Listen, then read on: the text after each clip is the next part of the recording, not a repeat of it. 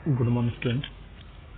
आज हम अपना जो चैप्टर चला हुआ है समय से शुरुआत की ओर, उसका जो आखिरी टॉपिक है उसको अध्ययन करेंगे, जिस टॉपिक का नाम है शिकारी संग्राहक समाज वर्तमान से अतीत की ओर। इसके बारे में आज हम यहाँ पर अध्ययन करेंगे कि जो शिकारी संग्राहक समाज क्या था और वर्तमान से उसके अतीत की तरफ कैसे बढ़ा था। जैसे जैसे मानव विज्ञानियों द्वारा किए गए अध्ययनों के माध्यम से आज के शिकारी संग्राहकों के बारे में हमारा ज्ञान बढ़ा, हमारे सामने प्रश्न उपस्थित हुआ कि क्या वर्तमान शिकारी संग्राहक समाजों के बारे में प्राप्त जानकारी का उपयोग सुदूर अतीत के मानव के जीवन का पुनर्निर्मित करने का किया जा सकता है।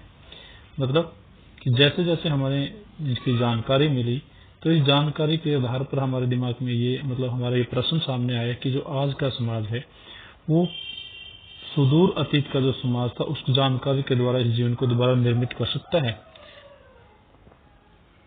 इस मुद्दे पर इस समय दो परस्पर विरोधी विचारधाराएं चल रही है। एक और विद्वानों का एक बड़ा ऐसा वर्ग है जिन्हें समाज के शिकारी संग्राहक समाजों से प्राप्त विशिष्ट तथ्यों तथा आंकड़ों का सीधे अतीत का पुरातत्वीय अवशेषों की व्याख्या करने के लिए उपयोग किया है। यहाँ एक ऐसा वर्ग है जिसने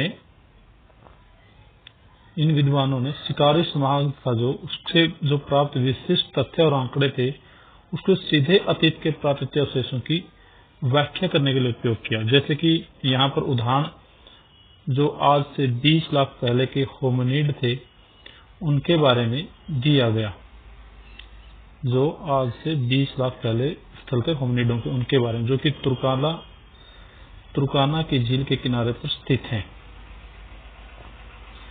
संभवतः आदिकालीन मानव के शिविर या निवास स्थान थे जहां वे सूखे के मौसम में आकर रहते थे। कि जो तुर्काना झील थी, झील के पास ये लोग जब सूखा मौसम होता था उस मौसम के दौरान आकर यहाँ रहते थे। ऐसी ही पद्धति वर्तमान हादजा और कुंग सैन समाजों में पाई जाती है, और ये पद्धति है जो आज के वर्तमान के समाज हैं, हादजा समाज और कुंग सैन समाज, जिनके बारे में हमने ऊपर अध्ययन किया था कि उनके अंदर ये पद्धति जो उस समय के होमिनिड मानवों के अंदर थी वो आज के मानवों के अंदर देखने में मिलती है। दूसरा जो विचारधारा थी, इसके जो कुछ विद्वान ये महसूस करते हैं कि संजाति, यहाँ पर एक वर्ड है संजाति वृत्त। संजाति वृत्त क्या होता है, ये 2 नंबर में क्वेश्चन पूछ लिया जाता है। संजाति वृत्त होता है एथनोग्राफी, समकालीन निर्जातीय समूह का विश्लेषणात्मक अध्ययन होता है। ये कि जो उस काल के जो निर्जातीय समूह थे जो जंगलों में रहते थे उनका जो विश्लेषणात्मक उनका जो विश्लेषण का अध्ययन किया गया था उसको संजाति वृत्त कहा जाता था। इसमें उनके रहन सहन, जो इस अध्ययन का जो आधार होते थे, उनका रहन सहन देखा जाता था, खान पान देखा जाता था, आजीविका के साधन देखे जाते थे, प्रौद्योगिकी किस तरह की तकनीकों का वो इस्तेमाल करते थे आदि की जांच इसमें की जाती थी। स्त्री पुरुष की भूमिका, कर्मकांड, रीति रिवाज, राजनीतिक संस्थाओं और सामाजिक रूढ़ियों का अध्ययन किया जाता था। और इनके अतिरिक्त जो उसके समाज के निर्माण में जो स्त्री पुरुष की भूमिका थी, किस तरह के वो धार्मिक कर्मकांड करते थे, कैसे उनके सांस्कृतिक रीति रिवाज थे, किस तरह की उनकी राजनीतिक संस्थाएं थी, तो इन सब चीजों का अध्ययन यहाँ पर किया जाता था संजाति वृत्त संबंधित तथ्यों में। और संजाति वृत्त संबंधित तथ्यों और आंकड़ों का उपयोग अतीत के समाजों को समझने के लिए नहीं किया जा सकता, क्योंकि दोनों चीजें एक दूसरे के बिल्कुल भिन्न है। कि जो संजाति वृत्त संबंधित तथ्य और आंकड़े, इनका एक साथ उपयोग नहीं किया जा सकता। उदाहरण के लिए यहाँ पर हम आज के शिकारी संग्रहक समाज और शिकार और संग्रहण के साथ साथ और कई आर्थिक क्रियाकलापों में लगे रहते हैं। कि आज का जो शिकारी समाज है शिकार और संग्रहण के साथ साथ कई आर्थिक क्रियाकलापों में लगे रहते हैं। जैसे कि जंगलों में पाई जाने वाली छोटी छोटी चीजों का विनिमय और व्यापार करना। कि जंगलों के अंदर जो चीजें पाई जाती हैं उन चीजों का हम व्यापार करते हैं। ये एक वस्तुओं को जंगलों से प्राप्त करके बाजारों के अंदर बेचते हैं, अथवा पड़ोस के किसानों से खेतों में मजदूरी करना, या काम करने के लिए जो पड़ोस के गांव हैं उन गांव के अंदर खेतों में काम करने के लिए चले जाते हैं। ये इनकी आर्थिक क्रियाकलाप हैं। इसके अलावा ये समाज भौगोलिक, राजनीतिक और सामाजिक यानी सभी दृष्टियों से हाशिए पर है। कि जो आज के ये समाज हैं ये भौगोलिक आधार पर, राजनीतिक, सामाजिक सभी हाशिए पर हैं। वे जिन परिस्थितियों में रहते हैं वह आरंभिक मानव की व्यवस्था से बहुत भिन्न है। यानी कि आज वो जिन परिस्थितियों में रहे तो आरंभिक मानव की जो व्यवस्था थी उससे काफी बदला हुआ है। एक अन्य समस्या यह है कि आज के शिकारी संग्राहक समाज के आपस में भी बहुत भिन्नता है। यानी कि आज का जो शिकारी संग्राहक समाज है उसके अंदर एक दूसरे के अंदर भी काफी भिन्नता है। कई मुद्दों पर परस्पर एक दूसरे के विरोधी दिखाई देते हैं, जैसे कि वे समाज शिकार और संग्रहण को अलग अलग महत्व देते हैं। नंबर 2, उनके आकार भिन्न भिन्न यानी छोटे बड़े होते हैं और उनकी गतिविधियों में भी अंतर पाए जाते हैं। कि जो आज के समाज है उन समाजों के अंदर जो बनावट है उस बनावट में भिन्नता है। किन किन आधार पर? एक तो शिकार और संग्रहण के महत्व को लेकर, नंबर 2 आकार के यानी कि जो पारिवारिक आकार है, सामुदायिक आकार है, उस आकार को लेकर, और नंबर 3 है उनकी गतिविधियों में भी अंतर है। वो किस तरह की गतिविधियां करते हैं उनमें भी अंतर पाया जाता है। तो इस तरह की तीन तरह के अंतर आज के समाजों के अंदर देखने में मिलते हैं। भोजन प्राप्त करने के मामले में श्रम विभाजन को लेकर भी कोई आम सहमति नहीं है। यानी जो प्राचीन समय के अंदर जो भोजन प्राप्त करने के तरीके थे और आज के जो तरीके हैं जो उसमें भी काफी भिन्नताएं, सहमति नहीं है, भिन्नताएं हैं। यद्यपि आज भी अधिकतर स्त्रियां ही खाने पीने की सामग्री जुटाने का काम करती हैं। अगर आज भी देखा जाए तो वर्तमान प्राचीन समाज की तरह आज भी जो खाने पीने का जो काम है का इंतजाम है वो महिला ही करती हैं और पुरुष शिकार करते हैं। यानी कि घर के काम जो महिलाएं करती हैं और बाह्य काम है वो पुरुष करते हैं। लेकिन ऐसे समाजों के भी उदाहरण मिलेंगे जहां स्त्री और पुरुष दोनों ही शिकार और संग्रहण तथा औजार बनाने का काम करते हैं। लेकिन इसके अलग कुछ ऐसे भी समाज हैं वर्तमान में जो स्त्री और पुरुष दोनों मिलकर समान तरह के कार्य करते हैं। एक तीसरा वर्ग है इस तरह के समाजों के अंदर। स्थितियां जो भी हों, इस बात से इनकार नहीं किया जा सकता कि ऐसे समाजों में स्त्रियां भी भोजन जुटाने में अपना महत्वपूर्ण योगदान देती हैं।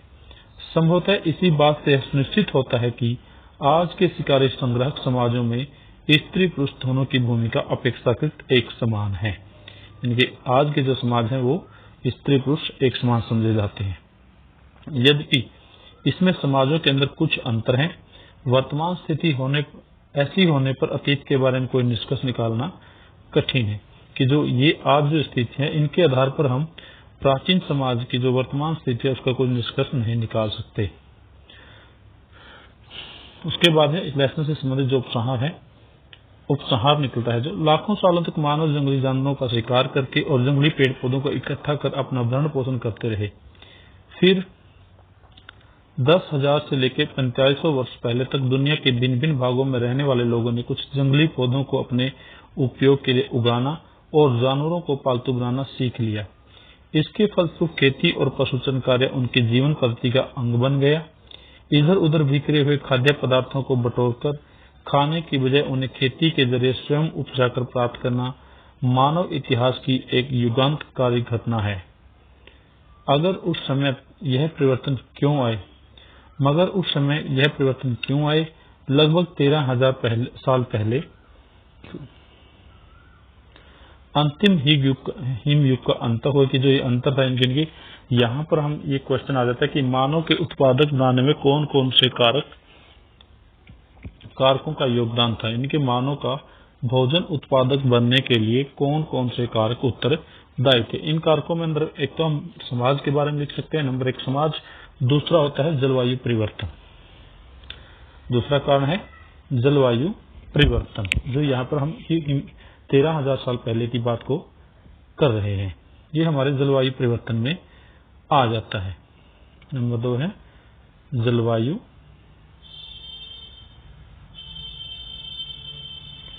परिवर्तन। लगभग 13,000 साल पहले हिम युग का अंत हो गया और उसके साथ ही अपेक्षाकृत अधिक गर्म और नम मौसम की शुरुआत हुई। इसके फलस्वरूप जंगली जौ और गेहूं जैसे अनाज को पौधे उगाने के लिए परिस्थितियां अनुकूल हो गई। साथ ही जैसे जैसे खुले जंगलों और घास के मैदानों का विस्तार होता गया, वैसे वैसे जंगली भेड़ों, बकरियों, मवेशियों, सूरों, गधों जैसे जानवरों की संख्या में वृद्धि होती गई। इससे यह इंगित होता है कि मानव समाज धीरे धीरे ऐसे इलाकों को अधिक पसंद करने लगे जहां इन जंगली घास फूस और जानवरों की बहुतायत थी। इसके अलावा अब पहले से काफी बड़े जनसमुदाय ऐसे इलाकों में वर्षा के अधिकांश भाग के लिए स्थायी रूप से रहने लगे, क्योंकि कुछ इलाकों में अपेक्षाकृत अधिक पसंद किया जाता था, इसलिए वहां भोजन की आपूर्ति को भरने के लिए दबाव बढ़ने लगे। संभवतः इसी कारण से कुछ खास किस्म के पौधों को उगाने और जानवरों को पालन करने की प्रक्रिया चालू हो गई। इससे यह स्पष्ट प्रतीत होता है कि जलवायु परिवर्तन। नंबर 2, अगर हमारा जो पॉइंट है तीसरा, वो है जनसंख्या का दबाव, किन क्षेत्रों के अंदर जनसंख्या का दबाव बढ़ी। नंबर 3 है शेयर है कुछ खास किस्म के पौधों और जानवरों की जानकारी। नंबर 5, उस समय मनुष्य के निर्माता जैसे अनेक कारकों से मिलकर ऐसे परिवर्तन लाने में अपनी भूमिका अदा की थी। ये जो कारक थे, ये ऐसे कारक थे जिससे मानव भोजन संग्राहक बन गया था। भोजन जो मतलब शिकारी था, वो शिकार से भोजन संग्रह की प्रक्रिया की तरफ बढ़ा था।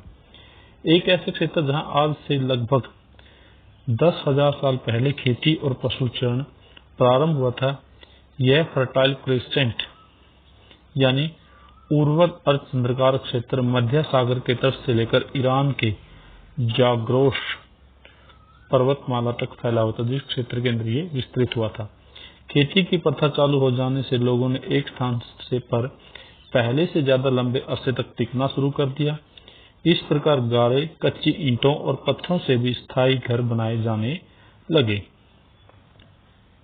तो इस प्रकार जो इंसान था वो शिकार से भोजन संग्राहक या भोजन उत्पादक बन गया था। खेती और पशुचारण के कई अन्य परिवर्तन प्रारंभ हुए, जैसे कि नए नए जो आविष्कार है वो भी हम इसके अंदर छठा पॉइंट डाल सकते हैं। मिट्टी के ऐसे बर्तन बनाने जिनमें अनाज तथा अन्य उपजों की रखा जा सके और खाना पकाया जा सके। इसके अलावा पत्थर के नए किस्म के औजारों का इस्तेमाल होने लगा। हल जैसे अन्य उपकरण खेती के काम में आने लगे। धीरे धीरे लोग तांबा और रंगा जैसी धातुओं से परिचित हो गए। मिट्टी के बर्तन बनाने और परिवहन के लिए पहिए का इस्तेमाल होने लगा। लगभग 5,000 साल पहले इससे अधिक संख्या में लोगों के समूह एक साथ शहरों में रहने लगे, जिससे शहरी सभ्यता या संस्कृतियों का विकास हुआ। तो ये था हमारा लेसन समय की शुरुआत से, जो पहला अध्याय है हिस्ट्री का हमारा 11th क्लास का। तो ये हमारा इस तरह से कंप्लीट हो जाता है। इससे जो संबंधित क्वेश्चन है वो क्वेश्चन आपको नोट्स भी करवा दिए गए, उनको हमें रिवाइज भी करना है। Thank you.